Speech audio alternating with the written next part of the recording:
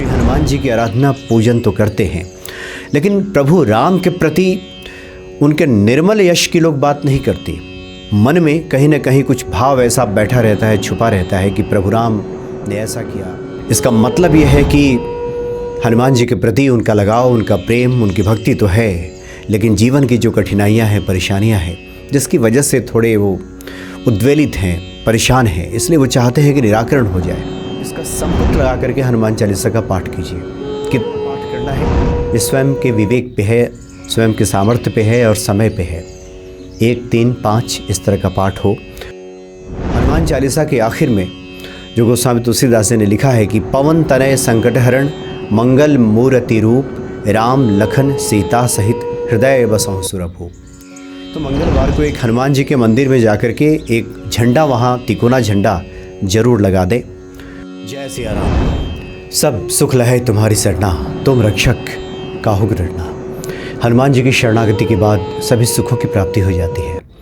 गोस्वामी तुलसीदास जी ने पूरे हनुमान चालीसा में इसी बात की चर्चा की है कि हनुमान जी की शरणागति से बढ़कर कुछ भी नहीं है। शुरू में ही स्पष्ट कर दिया है गोस्वामी तुलसीदास जी ने कि चारों पुरुषार्थ जो मनुष्य की अभिलाषा होती है, इसकी पूर्ति हनुमान चालीसा से हो जाती है। सर्व फलदायी है, शीघ्र फलदायी है। बहुत से भक्तों का कल्याण इससे होता है। लेकिन हनुमान भक्ति पे बहुत से ऐसे भक्त हैं, दर्शक हैं, जो समय समय पे लिखते हैं कि वो लगातार हनुमान चालीसा का पाठ कर रहे हैं, लेकिन अभी तक उनके जीवन में कुछ बदलाव नहीं हुआ है, संकटों का निवारण नहीं हुआ है। कुछ भक्त तो शब्दों में थोड़े कठोर भी हो जाते हैं और लिखते हैं कि कुछ नहीं होता। बहुत दिनों से हम हनुमान चालीसा का पाठ कर रहे हैं और ये सुखद आश्चर्य भी इसको कह सकते हैं कि ऐसे लोग जब भी हनुमान जी की चर्चा होती है सुनते भी हैं। इसका मतलब ये है कि हनुमान जी के प्रति उनका लगाव, उनका प्रेम, उनकी भक्ति तो है, लेकिन जीवन की जो कठिनाइयाँ हैं, परेशानियाँ हैं, जिसकी वजह से थोड़े वो उद्वेलित हैं, परेशान हैं, इसलिए वो चाहते हैं कि निराकरण हो जाए। इसलिए हनुमान जी को लेकर, हनुमान चालीसा को लेकर या हनुमान जी के अन्य मंत्रों को लेकर भी कुछ लोग ऐसा लिख देते हैं। लेकिन बहुत गहरे जब हम विचार करते हैं और देखते हैं तो लगता है कि ये सब इसलिए कहा जा रहा है क्योंकि हनुमान जी से बहुत अपेक्षा है लोगों को। संकट मोचन है हनुमान जी। व्यक्ति जब परेशान होकर, घबराकर, जब कहीं कोई ठौर नहीं मिलता, जब कहीं कोई आसरा नहीं मिलता, रास्ता नहीं मिलता, तब फिर वो हनुमान जी को ही देखता है। इसलिए ऐसे लोग जाए भी तो कहाँ जाए। इसलिए इस बाबत समय समय पे हम संतों से बातचीत करते रहते हैं। इस विषय पे भी कई बार बातें हुई हैं। एक ब्रह्मचारी जी हैं जो कि हनुमान जी के साधक हैं, वयोवृद्ध हैं और बहुत सीधी और सरल बातें करते हैं। उनसे भी जब हमने इस विषय पे पूछा तो वो तो कहते हैं कि धीरज रखें, धैर्य रखें, धीरज धर्म मित्र अरुणारी, आपत्काल परे खौचारी। ये आपत्काल है, विपरीत परिस्थितियां हैं तो धीरज रखिए, सब हो जाएगा। लेकिन फिर जब मेरा ये प्रश्न होता है कि कैसे रखे व्यक्ति धीरज, जीवन में जब इतनी कठिनाइयां हैं तो धैर्य कैसे धारण करे? मन तो वही अटका हुआ है। कुछ तो रास्ता होगा। जो लोग हनुमान चालीसा का पाठ कर रहे हैं और उनके जीवन में बदलाव नहीं हो रहा, तब फिर बात आती है कि वैसे तो आप किसी भी भाव से पढ़ें, भाव को भाव अनख आलसहु, नाम जपत मंगल दिस दसहु। किसी भी भाव से आप पढ़ेंगे तो फल ही प्रदान करेगा। फिर भी अगर जीवन में कुछ नहीं प्राप्त हो रहा है तब तो इस पे विचार करना ही होगा।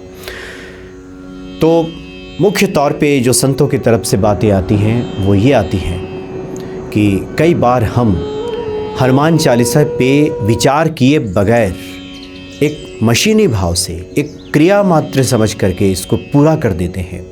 इसलिए हमारे हृदय के तार जो हनुमान जी से जुड़ने चाहिए, जो हनुमत तत्व से हमारा हृदय उस तत्व को लेकर के जो उद्वेलित होना चाहिए, आंदोलित होना चाहिए, भाव से उत्प्रोत हो जाना चाहिए, वो नहीं हो पाता है।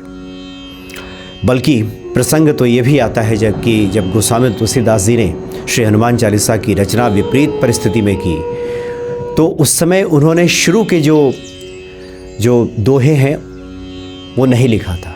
यानी श्री गुरु चरण सरोज रज निज मन मुकुर सुधार, बरनौ रघुबर बिमल जस जो दायक फल चार। गोस्वामी तुलसीदास जी ने इसको नहीं लिखा था। इस तरह की प्रसंग में बातें आती हैं। कुछ ऐसे लेख मिल जाते हैं, गीता प्रेस वगैरह की भी कुछ किताबें हैं कि जहाँ इस बात की चर्चा हुई है कि उन्होंने बाद में जोड़ा, चूँकि अपनी कथाओं में इस बात का जिक्र करते थे गोस्वामी तुलसीदास जी कि सबसे पहले उन्होंने जय हनुमान ज्ञान गुण सागर जय कपीस तिहुँ लोक उजागर इसकी रचना की। हनुमान जी को पुकारा, लेकिन बात नहीं बनी, हनुमान जी नहीं आए, हनुमान जी ने नहीं सुना।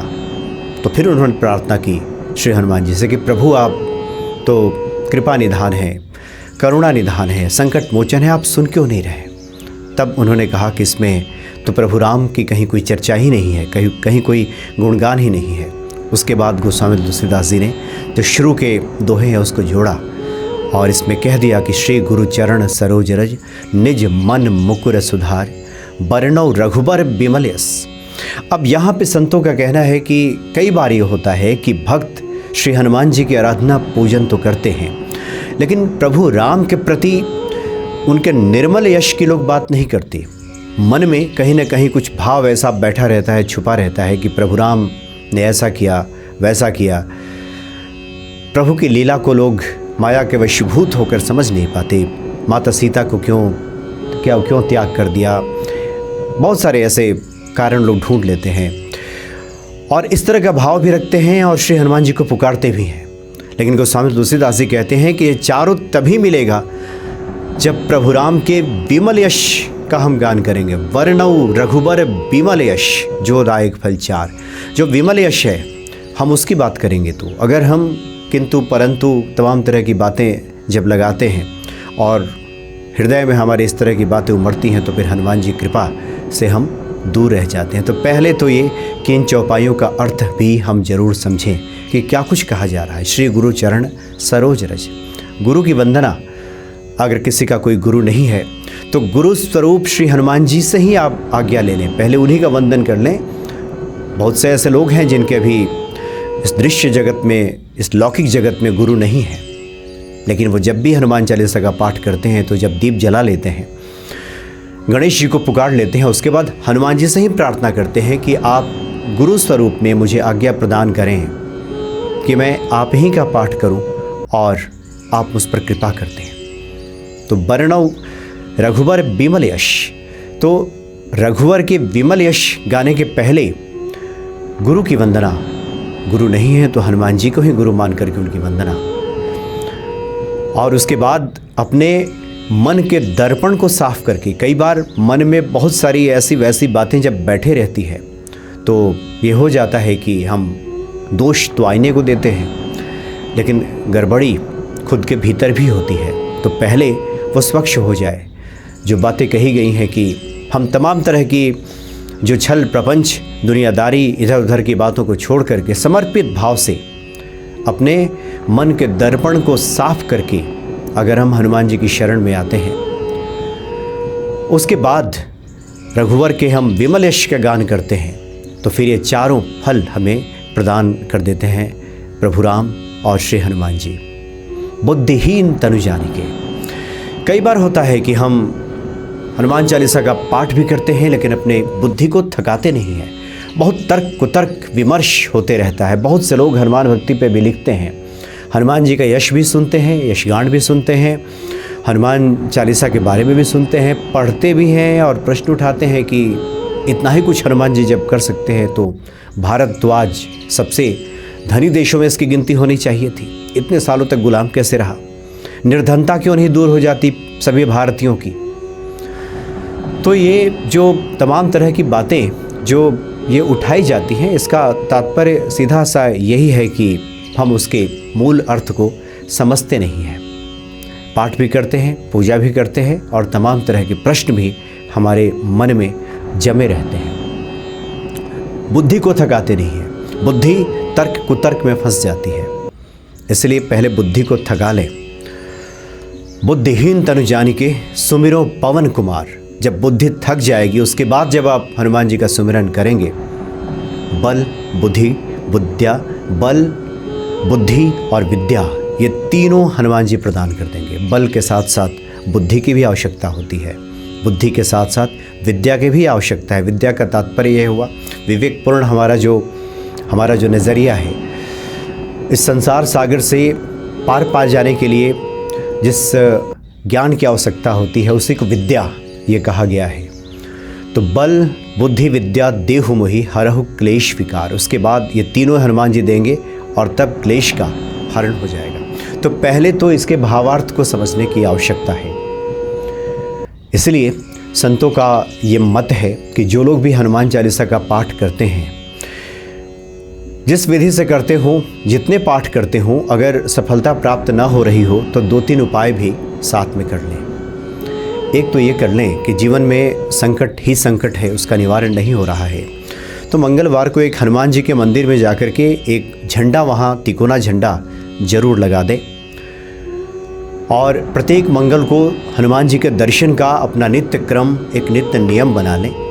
और हनुमान चालीसा के आखिर में जो गोस्वामी तुलसीदास ने लिखा है कि पवन तनय संकट हरण मंगल मूर्ति रूप राम लखन सीता सहित हृदय बसहु सुरभु। राम लखन और सिया के सहित श्री हनुमान जी को हृदय में जब आप विराजित कर लेंगे तब उसके बाद सकल मनोरथ सिद्ध हो जाएंगे। इसीलिए संतों की प्रेरणा से, संतों की बातचीत से और हनुमान जी जो दिशा दिखा रहे हैं, जो बता रहे हैं, जो उनकी प्रेरणा से जो हम बातें कह रहे हैं, तो हनुमान चालीसा अगर फलदायी नहीं हो पा रहा है तो इसी आखिरी जो दोहा है इसका संपुट लगा करके हनुमान चालीसा का पाठ कीजिए।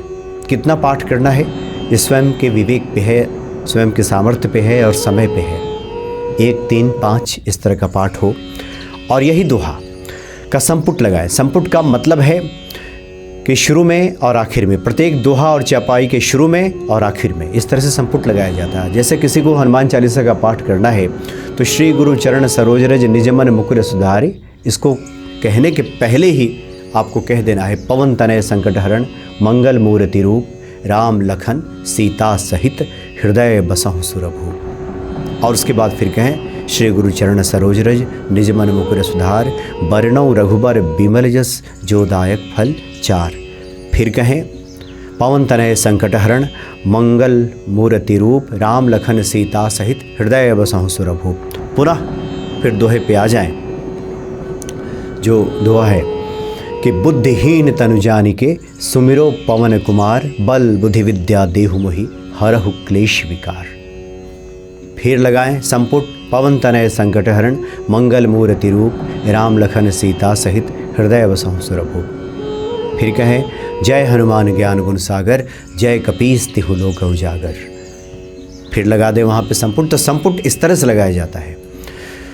तो एक बार ये संपुट लगाएं और निश्चित तौर पे अगर आपकी जो अभिलाषा है, मनोरथ है, उसमें किसी का अहित नहीं छिपा है तो विश्वास कीजिए निश्चित ही हनुमान जी सुन लेंगे। और इस बार जो आप हनुमान चालीसा का पाठ करेंगे वो निश्चित ही आपको फल प्रदान करेगा। क्योंकि ऐसा हो नहीं सकता कि जो संकट मोचन श्री हनुमान जी को कोई पुकारे और हनुमान जी दौड़े ना चले आएँ, ये बिल्कुल असंभव है, ये हो नहीं सकता। थोड़ी बहुत अगर देर भी है तो धीरज का दामन थामे रखें, धैर्य रखें। निश्चित तौर पे जब हनुमान जी की कृपा होगी तो पुरानी बातों को आप बिसरा देंगे, पुरानी बातें भूल जाएंगे और जीवन में फिर आनंद ही आनंद होगा। इस बात का विश्वास रखें और इस बार इस संपुट लगा करके हनुमान चालीसा का पाठ करें, निश्चित ही हनुमान जी सुन लेंगे। इसमें कहीं कोई शक की गुंजाइश नहीं है, क्योंकि इसके गवाह स्वयं माता पार्वती और भगवान शिव है। जय सिया राम।